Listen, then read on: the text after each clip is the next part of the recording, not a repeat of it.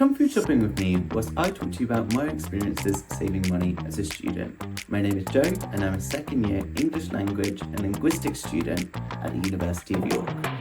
So before we go, I better pack my bags. So I normally pack about 3 to 4 bags if you include my backpack. Packed, we can finally head off to the shops. So, we've finally made it to Morrison's, which is my preferred supermarket. I'm now going to tell you about some ways that you can save money when food shopping, as well as some other ways that you can save money as a student. In terms of food shopping, there are many tips that you can take on board to save some money. One of these being that you should never go food shopping whilst you're hungry.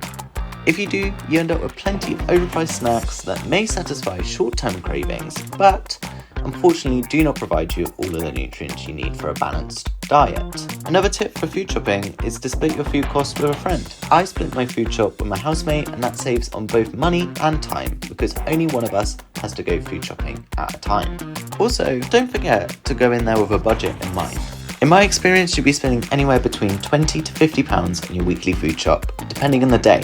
Some weeks you may need to spend a little bit extra money on things like toilet roll or laundry detergent, whilst other weeks you may just need the essentials like fruit, meat and veg. My last tip for food shopping is just remember that budget range canned foods such as chopped tomatoes, kidney beans and baked beans are in fact your best friends. However, this does not mean that you have to just eat beans on toast all of the time.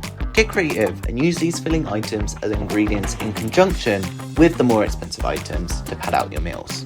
Also, it's important to always keep an eye out for what the university is offering in terms of financial support. For example, the York SU, also known as the York Student Union, have this scheme called Fruit and Root. Essentially, the York SU will send out an email roughly once a semester detailing when and where you can pick up a fruit and root bag.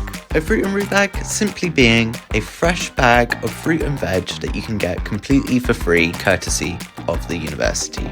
Food aside, there are plenty of other ways that you can save money as a student. For example, if you're someone that likes to go out to ticketed events such as a club night, I recommend that you try and get your tickets as early as possible because they tend to do a lot of early bird sales, which essentially means you can get your tickets a lot cheaper if you buy them a lot earlier.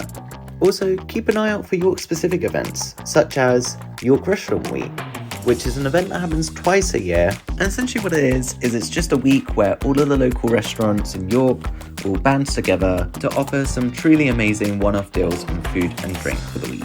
Another thing that's important to think about is your banking. For example, you may want to open yourself up a student bank account. The main benefits of having a student bank account tend to include just having an interest-free overdraft, which means that you don't pay an interest rate on the amount that you borrow from them as you typically would when you go into an overdraft. They also tend to offer things like free discount cards or subscriptions, so it's definitely something to keep in mind. Lastly, I just wanted to talk about where you can actually find student discounts, generally speaking. Apps like Student Beans and Unidays are great ways to find out about more regular student discounts, as well as some temporary discounts.